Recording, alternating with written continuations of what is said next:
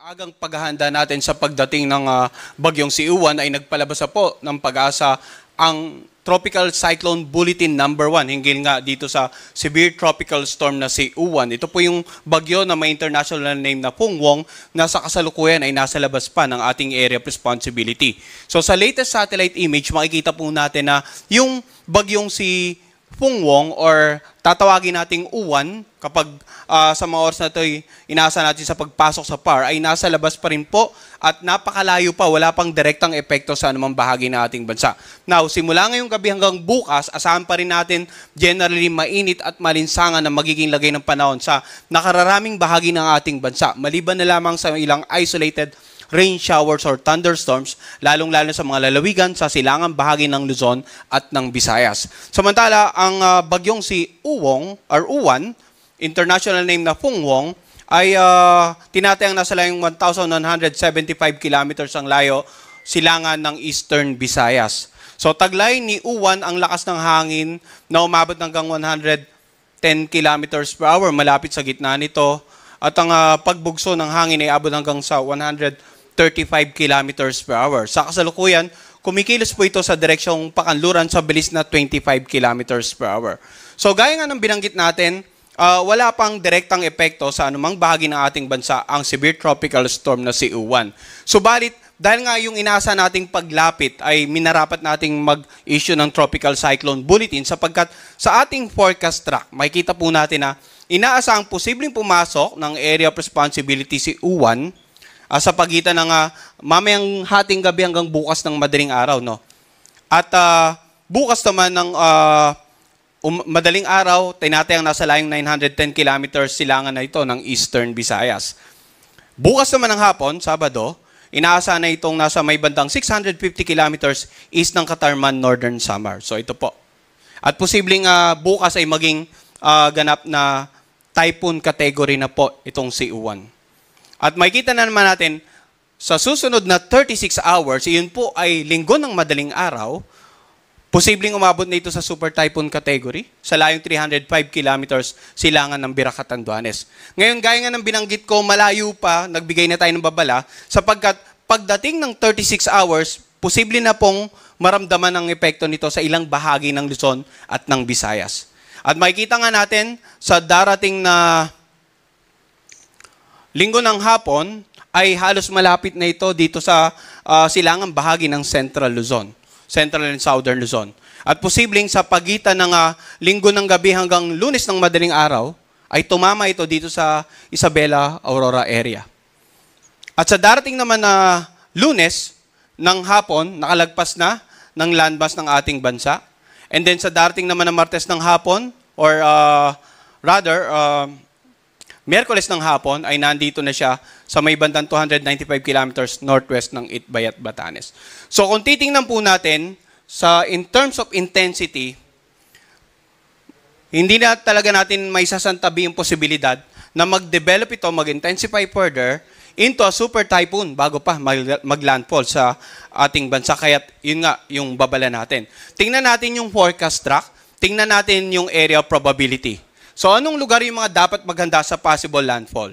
Kung titingnan natin yung center track, ito pong Aurora, Isabela, Aurora area. Pero yung sakop ng area of probability, posibleng, is either mas maging maagang landfall somewhere over the Bicol region, or dito sa may bandang Quezon area, or up to the Isabela, Tuguegarao area. So dapat in terms of landfall, hindi lamang itong Isabela, Aurora area ang maghanda, kundi itong mga lalawigan sa silangang bahagi po ng Luzon, kailangan maging handa for possible landfall. Now, ang bagyo po, hindi isang tuldok lamang sa mapa. Ang pinag-uusapan natin dito sa forecast track ay yung tinatayang pagkilos ng sentro. Pero malawak pong bagyo. No? Makikita natin dito sa ating forecast track na ang lawak ng bagyo ay nag-e-extend ng almost 500 to 700 kilometers mula sa sentro nito. So kung ang bagyo natin, just in case, kumilos at tumama dito sa may bandang Isabela, Aurora area, dahil sa lawak ng bagyo, posibleng may nakararaming bahagi ng Southern Luzon ay meron din pong wind signal. Iyan ang rason kung bakit mayroon tayong nakataas na wind signal na sa mga oras ito. Subalit, paalala, no, ang wind signal number 1, sa unang pagkakataon na itinaas sa inyong lugar, ang ibig sabihin po, meron pa tayong 36 hours bago natin tuluyang maranasan ang lakas na hangin na mula 39 hanggang 61 kilometers per hour sa ating lugar. So ulitin ko, yung lead time, 36 hours pa. At kanina, pinakita natin sa ating mapa, sa ating forecast track ng 36-hour position ng bagyong si Uwan, possibly offshore pa rin. That is Sunday ng madaling araw. So, posible na Sabado ng pahating gabi hanggang Sunday ng madaling araw pa maranasan yung actual na lakas ng hangin dito nga sa lalawigan na southeastern portion ng Quezon. Dito sa eastern portion ng Romblon, Camarines Norte at Sur, Catanduanes, Albay, Sorsogon, sa Masbate, Northern at saka Eastern Samar, sa Samar, Biliran, Leyte, Southern Leyte, ganun din sa Northern at saka Central portion ng Cebu kasamang Bantayan at Camotes Island, Northeastern portion ng Bohol, Northern portion ng Negros Occidental, Northeastern portion ng Capiz, Northeastern portion ng Iloilo, Dinagat Island at Surigao del Norte. So ulitin po natin, no? Hindi po dahil nagtaas na tayo ng wind signal number 1 sa mga nabagit na lalawigan, ay agad-agad dapat may mararamdaman na tayong epekto. 36 hours pa po ang lead time or palugit at sa forecast track natin, ang tinataya nating 36 hours simula alas 2 ng hapon ngayon ay sa alas 2 pa po ng madaling araw ng linggo, yung possible epekto. Pero maaaring magbago yan, maaaring kung magiging mabilis ang pagkilos, then likely, posible tayong magkaroon pa ng mas matataas na wind signal sa mga susunod nating issuance ng Tropical Cyclone Bulletin. At posibleng, mas lumawak din yung mga lugar na magkakaroon ng wind signal sa susunod nating mga issuance. Ngayon, ang mga lugar na may wind signal number 1, kapag naramdaman nyo po in the next 36 hours, usually, ang hangin dyan katamtaman hanggang sa malakas. Occasionally, ang mga karagatan magiging maalon. Pero habang papalapit ang bagyo, asahan natin na mas titindi ang magiging lagay ng panahon. Mas magiging unfavorable or magiging masungit ang panahon sa inyong lugar. In terms of mga pagbugso ng hangin, dahil sa lawak ng bagyong si Uwan, ay posible rin pong makaranas ng mga pagbugso ng hangin sa mga lugar na nasa labas ng wind signal. Ito po yung mga lugar ng Palawan, Visayas at Mindanao, simula po sa Sabado hanggang sa Linggo. In terms of pag-ulan naman, simula ngayong gabi hanggang bukas ng umaga, wala naman tayong inaasahan na significant amount of rains. Subalit simula bukas ng hapon hanggang sa Linggo ng hapon, pansinin natin yung paglawak ng mga lugar na may matataas na pag-ulan. No? Kanina yung tinignan natin color coding ay wind signal patungkol sa lakas ng hangin. Ngayon naman po yung posibleng dami ng ulan ang color coding natin. Bukas ng hapon hanggang Linggo ng hapon, more than 200 millimeters of rain, Camarines, Sur, Albay, Catanduanes. And then 100 to 200 millimeters of rain sa areas na naka-highlight ng orange. Simula po yung Cagayan, Isabela, Quirino, Aurora, dito sa Quezon, Camarines Norte, sa Sorsogon, Masbate, Samar provinces. And then 50 to 100 millimeters of rain naman sa mga lugar na naka-highlight ng yellow. That is sa Apayao, Kalinga, Mountain Province, Ifugao, Nueva Vizcaya, Nueva Ecija, Bulacan, Rizal, Laguna, Marinduque, Romblon, at itong Leyte at yung Biliran.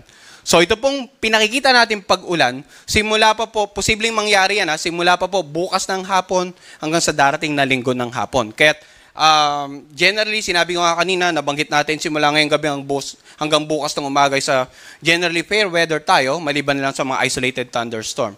Ngayon, simula naman ang linggo ng hapon hanggang Lunes ng hapon, makikita natin dun sa forecast track na inaasahan nga nating tatawid na. During this period, yung bagyong si Uwan sa pagitan ng Northern Central Luzon area. Kaya't yung pinakamaraming pag-ulan, more than 200 millimeters of rain, inaasahan po natin sa Northern Luzon at sa lalawigan ng Aurora at Nueva Ecija. So pag sinabi nating Northern Luzon, the Ilocos Region, Cordillera Administrative Region, Cagayan Valley, and then ilang lalawigan nga sa Central Luzon. Samantala, yung areas na naka-highlight ng orange, 100 to 200 millimeters of rain, yan po yung lalawigan. Natitirang bahagi ng Central Luzon, Metro Manila, ilang bahagi po ng Calabarzon. Generally. And then itong lalawigan ng Occidental Mindoro. At yung 50 to 100 millimeters of rain naman dito sa Camarines Provinces, dito sa Oriental Mindoro, Marinduque, Romblon, Aklan, and Antique. Simula po yan linggo ng hapon hanggang Lunes ng hapon. No? So ang ating naman pong rainfall outlook nagpapakita ng mga dami ng pag-ulan. And normally, yung pinakamalapit sa sentro ng bagyo, yun po yung inaasa nating mas madaming pag-ulan. Kung kaya't balikan natin yung kanina, linggo ng afternoon, offshore pa yung bagyo, pero ang pinakamalapit likely ilang bahagi ng Bicol region. At simula linggo ng hapon hanggang Lunes ng hapon, yung inaasang pagtawid sa northern or central Luzon area, kaya't nandito yung concentration ng maraming pag-ulan. Ngayon yung mga pag-ulan, muli paalala namin, pwede pa rin magdulot ng mga pagbaha, lalong-lalo na sa mga low-lying areas, sa mga komunidad na malapit sa gilid ng ilog, dahil it's either umapaw ang inyong ilog, patuloy na tumaas ang level ng pag-ulan dahil sa ng tubig dahil sa continuous na pag-ulan, or maaaring yung mga karatig lalawigan, nakakaranas sa pag-ulan, tumaas yung level ng ilog at yung outflow ay papunta sa inyong lugar. Pagguho ng lupa sa mga lugar na malapit po sa paanan ng bundok. Yan po yung mga ilang possible effects ng mga malalakas sa pag-ulan sa inyong lugar. Kaya ngayon pa lamang po, pinapayo na natin yung mga kababayan natin sa Luzon, generally sa Luzon at ilang bahagi nga ng Eastern Visayas na magsimula na pong makipag-ugnayan sa kanilang local government, local DR officials para sa mga disaster preparedness and mitigation measures. Sa ngayon ay wala pa tayong nakataas na storm surge warning. Posibleng simula mamayang gabi hanggang bukas ay magsimula na po tayo ng storm surge warning issuances. Dahil mataas talaga ang banta ng storm surge, lalong-lalo na sa coastal areas ng northern Luzon at sa coastal areas dito nga sa central and southern Luzon. Pag sinabi natin storm surge, ito yung daluyong, matataas na pag-alon na dulot ng paparating na bagyo na hahampas sa mga dalampasigan or coastal areas. Wala pa po tayong in-effect na storm surge warning, kaya within the next 24 hours, asahan natin katamtaman hanggang sa maalo ng karagatan dito sa northern at eastern seaboard ng ating bansa dahil gaya nga ng binanggit ko, malayo pa po yung bagyong si Uwan. Wala pang direktang epekto. Pero asahan po natin, possible mamayang gabi hanggang bukas, magsimula na po tayong magpalabas ng gale warning. Or ito yung babala para sa maalon hanggang sa napakaalong mga karagatan, lalong-lalo po sa eastern seaboard ng Luzon, ng Visayas at ng Caraga region. Dahil sa paparating na bagyong si Uwan, patuloy tayong nagpapaalala ng mga tips para sa paghahanda. Unang-una, makinig sa latest update ng Pag-asa hinggil sa bagyong si Uwan. So ang aming pong Tropical Cyclone Bulletin, makikita sa ating official website, pagasa.dost.gov.ph.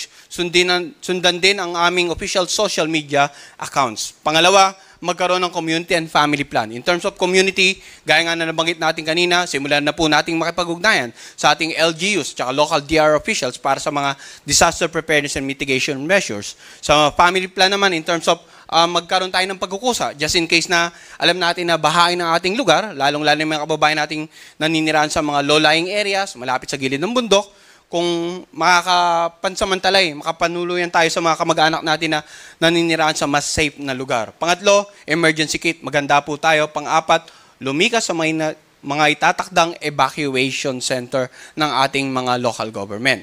And every 6 hours, magpapalabas tayo ng update, tropical cyclone